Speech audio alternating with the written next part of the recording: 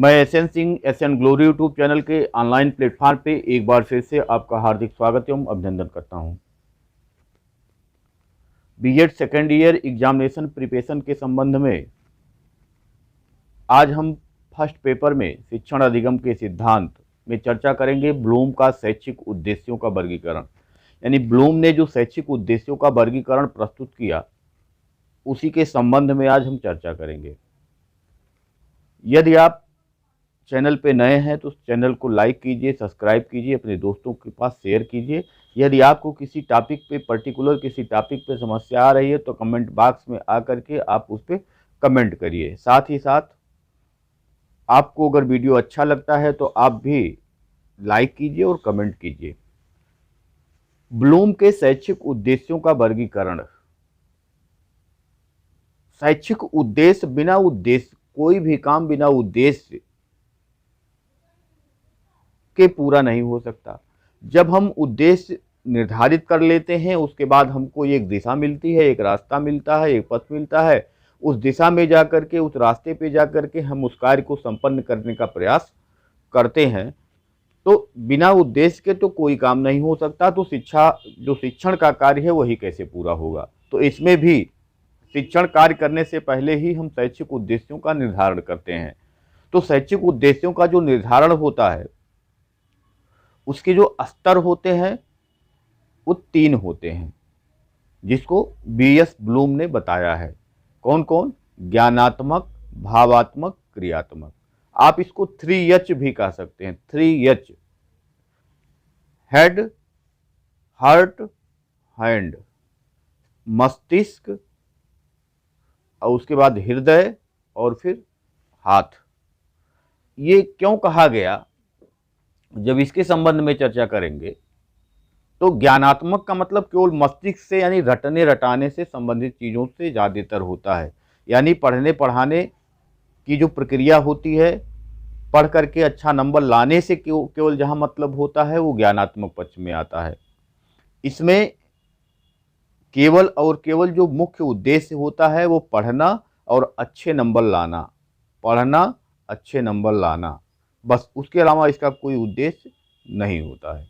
जब हम भावात्मक पक्ष की बात करेंगे तो जो हमने पढ़ा उसको अपने भावों में उतारें, अपने हृदय से उसको सोचें, अपने भाव से उसको सोचें और अपने चरित्र में हम उसको उतारें, इससे मतलब होता है, ये भाव होता है। इसलिए ये यहाँ हृदय कहा गया। और वहाँ मस्तिष्क की बात थी इसलिए मस्तिष्क इसको कहा गया। और तीसरा क्रियात्मक का मतलब करने से होता है, इसलिए यहाँ हैंड है, हाथ है। तो ज्ञानात्मक पक्ष को बीएस ब्लूम ने सन 1956 ईस्वी में दिया। भावात्मक पक्ष को कर्थवाल, मसीहा और ब्लूम तीनों लोगों ने मिल करके 1964 ईस्वी में दिया। और क्रियात्मक पक्ष को सन 1969 ईस्वी में सिम्पसन ने दिया। ये आपको याद रखना है।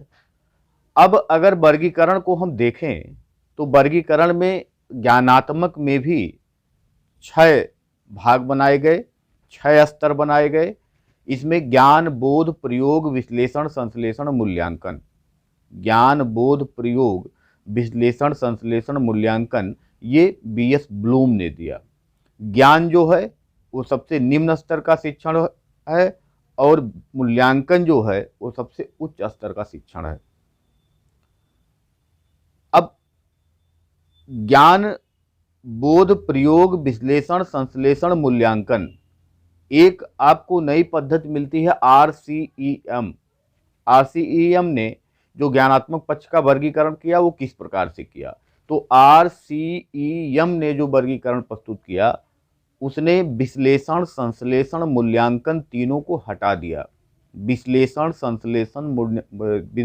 संश्लेषण और मूल्यांकन तीनों को हटा दिया और तीनों के स्थान पर सृजनात्मकता शब्द का प्रयोग किया। तीनों के स्थान पर सृजनात्मकता शब्द का प्रयोग किया। थोड़ा सा ये आपको डिटेल में लिखने के लिए हो सकता है ना आवे, टिप्पणी पर ही आएगा, तो इसमें से किसी एक पक्ष के बारे में पूछ सकता है। तो ज्ञानात्मक पक्ष में अगर हम देखें, ज्ञान का मतलब सीधा सीधा रटने रटाने से है, परिभाषा याद करने से, अर्थ याद करने से, विशेषता याद करने से। तो याद करने वाली जो चीज़ें हैं वो ज्ञान पक्ष में आती हैं। बोध का मतलब होता है कि जो हमने याद किया उसको अपने शब्दों में अनुवाद करके उसकी व्याख्या कर सकें, तो ये बोध हो जाएगा। प्रयोग का मतलब होता है कि हमने जो सीखा, ट्रांसफर ऑफ लर्निंग आपने पढ़ा होगा, ट्रांसफर ऑफ लर्निंग आपने पढ़ा होगा। तो ट्रांसफर ऑफ लर्निंग में होता क्या है कि एक परिस्थिति में एक जगह पे सीखा हुआ ज्ञान ये दूसरी परिस्थिति में हम प्रयोग कर सकें, तो वो ट्रांसफर ऑफ लर्निंग होता है। तो यही जो हमने सीखा उसका अपने जीवन में हम प्रयोग अगर कर ले जाते हैं तो ये प्रयोग है। विश्लेषण का मतलब कि जब कोई समस्या हमारे सामने आती है तो उसके हम पार्ट पार्ट करके और एक एक पार्ट पे हम समाधान करके और फिर सबको मिला करके उस समस्या से समाधान हम प्राप्त करते हैं।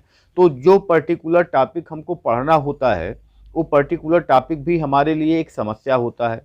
अब उसके हमने खंड खंड कर दिए। अब क्रमित अनुदेशन आपने पढ़ा होगा। अब क्रमित अनुदेशन का मतलब कि बच्चा छोटे छोटे पदों को अपने गति के अनुसार सीखता है, यही अवक्रमित अनुदेशन है।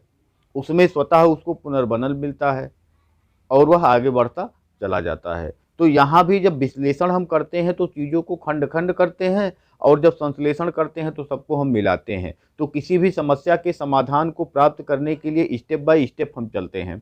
स्टेप बाय स्टेप का मतलब हमने क्या किया, उसका विश्लेषण करके खंड खंड कर दिया और खंड खंड करने के बाद हम क्या करते हैं, जब सब पे हमको समाधान प्राप्त हो जाता है तो हम उसको मिला करके और संपूर्ण जो समस्या होती है उस पर समाधान हम प्राप्त करने का प्रयास करते हैं। तो ये हो गया विश्लेषण और संश्लेषण। विश्लेषण का मतलब होता है कि किसी भी समस्या के खंड खंड करके एक एक खंड पर विजय प्राप्त करना और बाद में पूरे को मिला करके और उस संपूर्ण समस्या पे समाधान प्राप्त करना। तो हमारे लिए जो कंटेंट है जो आज पढ़ना है वो भी एक समस्या है, तो उसको भी हम क्या करते हैं, खंड खंड करके और उस पर हम समाधान पाने का प्रयास करते हैं। मूल्यांकन का मतलब जो कुछ भी हमने अभी तक सीखा उसका क्या किए, मूल्यांकन करें कि हमने जो उद्देश्य निर्धारित किए वो कहाँ तक हमको प्राप्त हुए, कहाँ तक प्राप्त नहीं हुए, प्राप्त हुए तो किस सीमा तक हुए, अगर नहीं प्राप्त हुए तो क्यों नहीं प्राप्त हुए। इसके लिए हम निदानात्मक और उपचारात्मक शिक्षण की व्यवस्था करते हैं। आइए 1964 ईस्वी में कर्तवाल, मसीहा और ब्लूम ने भावात्मक पक्ष को दिया। भावात्मक पक्ष का मतलब हमारे भाव से होता है, हमारे संवेगों से होता है, हमारे हृदय से होता है, हमारे मन से होता है। तो जो ये भाव से हमारे में आया, भाव का मतलब कि कोई भी टॉपिक पर्टिकुलर जब हम पढ़ते हैं तो उसको सोचें, विचारें, इसका मतलब ये भाव पक्ष हो गया। तो इसमें सबसे पहला जो है वो आग्रहण यानी ग्रहण करना। ग्रहण करने का मतलब होता है कि जब कोई उद्दीपक हमारे सामने होता है तो हम कितना तैयार हैं उस दीपक के प्रति अनुक्रिया करने के लिए। तो मतलब जो आग्रहण है, आग्रहण ये हमको बताता है कि हम कितने तैयार हैं, हम तैयार हैं किसी भी चीज़ को एक्सेप्ट करने के लिए कि नहीं एक्सेप्ट हैं। तो आग्रहण का मतलब तैयार होना। अनुक्रिया, अब उसके प्रति हम क्या अनुक्रिया करेंगे, किस प्रकार का अनुक्रिया करेंगे, अनुक्रिया करने के लिए हम तैयार हैं कि नहीं हैं, तो ये अनुक्रिया हो गया। अनुमूल्यन का मतलब कि जब हमको कोई चीज़ बताया गया, हमको कोई टॉपिक पढ़ाया गया, कोई टॉपिक समझाया गया, कोई कंटेंट हमको बताया गया, तो अब मान लीजिए कि उसमें हमको 3-4 ऐसे गुण नज़र आ रहे हैं, तो हम उनका अनुमूल्यन करते हैं कि ये अपने जेहन में उतारने लायक है कि नहीं, अपने भाव में उतारने लायक है कि नहीं, अपने चरित्र में उतारने लायक है कि नहीं। तो जो हमारे पहले से मूल्य विकसित हैं उन मूल्यों से हम क्या करते हैं, उसका कंपेयर करते हैं। तो ये हो गया अनुमूल्यन। अनुमूल्यन माने किसी को मूल्य देना। तो हमको जो सिखाया गया उसको हम मूल्य दे रहे हैं, अपना दृष्टिकोण हम विकसित कर रहे हैं कि वो हमको ग्रहण करने योग्य है या नहीं है, तो उसी का क्या कहा गया, अनुमूल्यन कहा गया। उसके बाद प्रत्ययीकरण। प्रत्ययीकरण का मतलब होता है कॉन्सेप्ट एक बनाना। तो जब हम उस पर उसको मूल्य देते हैं तो हम क्या करते हैं, अगर हमारे में सकारात्मक सोच विकसित हुई, सकारात्मक दृष्टिकोण उस पर्टिकुलर टॉपिक के प्रति आया, उस पर्टिकुलर जो एक विशेष टॉपिक था उसमें जो जब हमको पॉजिटिव दृष्टिकोण दिखाई दिया, धनात्मक दृष्टिकोण दिखाई दिया, तो हमने क्या किया, उसका प्रत्यय निर्माण किया। प्रत्यय निर्माण का मतलब एक खाका बना करके अपने मस्तिष्क में रखना, ये क्या होता है, प्रत्यय निर्माण होता है। उसके बाद व्यवस्था का मतलब मान लीजिए हमको कुछ ऐसे गुण मिले जो 3-4 मिले। जैसे एक व्यक्ति के लिए, एक अच्छे व्यक्ति के लिए कौन कौन से गुण होते हैं, तो कह सकते हैं ईमानदारी भी होता है, अहिंसा भी होता है, सत्यनिष्ठा भी होता है, कर्तव्य निष्ठा भी होता है, समय का पक्का हो। तो ये सारी चीज़ें एक अच्छे व्यक्ति की विशेषताएं हैं। अब ये हमको मिल गया, 5 गुण हमको मिला, तो 5 गुण हमने सोचा विचारा और सोचा ये कि ये पाँचों गुण हमको एक्सेप्ट करने लायक है, ग्रहण करने लायक है। लेकिन अब हम क्या करते हैं, व्यवस्थापन में ये सोचते हैं कि सबसे ज़्यादा महत्वपूर्ण कौन है, उसको हम प्रथम वरीयता देते हैं। उससे कम महत्वपूर्ण कौन है, उसको द्वितीय वरीयता देते हैं। मतलब एक व्यवस्था का निर्माण करते हैं कि किस क्रम में इन चीज़ों को रखा जाए। उसके बाद चरित्र निर्माण, ये सारी चीज़ों को जो हमने पांचों गुण अपने जेहन में हमने उतारे, उसका व्यवस्था किया, उसको हम क्या करेंगे, अब अपने चरित्र में हम उतार लेंगे। ये चारित्रीकरण हो गया। और अब क्रियात्मक पक्ष में जब आएंगे तो 1969 ईस्वी में सिम्पसन ने इसको दिया है। इसमें उद्दीपन, कोई ना कोई एक उद्दीपक होगा जिसके प्रति आदमी क्या करेगा, काम करना चाहता है। अब ये काम करने वाला पक्ष आ गया। पहले मस्तिष्क वाला था, फिर हृदय वाला था, अब ये काम हाथ वाला आ गया। तो हाथ वाला करने से पहले हम क्या करते हैं, सबसे पहले कोई ना कोई उद्दीपक होता है जो हमको प्रेरित करता है कि कोई काम करिए। तो उद्दीपन होगा और फिर उसके बाद हम कार्य करना प्रारंभ करते हैं। उस कार्य पे नियंत्रण होना जरूरी है। उस कार्य पे नियंत्रण होना जरूरी है। अगर नियंत्रण नहीं होगा तो वह लाइन दूसरा चेंज हो जाएगा और हम दूसरे लाइन पे चले जाएंगे, दूसरे रास्ते पे चले जाएंगे। तो जो हमारा उद्देश्य है उसकी पूर्ति संभव नहीं हो पाएगी। समायोजन का मतलब कि अब हम वो काम जो कर रहे हैं वो उसमें पूर्ण रूप से हम समायोजन स्थापित कर लें और उस कार्य को आगे निरंतर हम बढ़ाते रहें। उसके बाद है सामान्यीकरण। सामान्यीकरण का मतलब अब हमने जो भी अभी तक किया उसका हम एक क्या करते हैं, सामान्यीकरण करके और उसकी एक धारणा हम तैयार करते हैं और फिर ये हमारे आदत में शामिल हो जाता है। ये सबसे पहले देखिए, जैसे हमको गाड़ी चलाना सीखना है, तो गाड़ी चलाना जब हमको सीखना है तो लोगों को देख देख करके कि वो बहुत तेज़ गाड़ी चला रहे हैं, बहुत अच्छा गाड़ी चला रहे हैं, हमको भी गाड़ी चलाना चाहिए। जो युवा अवस्था होती है तो लोगों के दिमाग में ये बहुत तेज़ काम करता है कि अब हमको गाड़ी सीखना है। तो ये एक उद्दीपन का कार्य करता है और फिर वो गाड़ी, अगर उसको मौका मिला तो गाड़ी उठाया और धीरे से कहीं सीखने चला गया, तो कार्य करना प्रारंभ किया। अब उस पे जो कार्य कर रहा है उस पे अगर नियंत्रण होगा तो कार्य सही दिशा में जाएगा, अगर नियंत्रण नहीं होगा तो कार्य वह सही दिशा में नहीं जाएगा। और इस तरीके से जब नियंत्रण होगा तो समायोजन स्थापित वह करेगा और जो सीखने की प्रक्रिया है उस पे वह क्या करेगा, समायोजन स्थापित करेगा।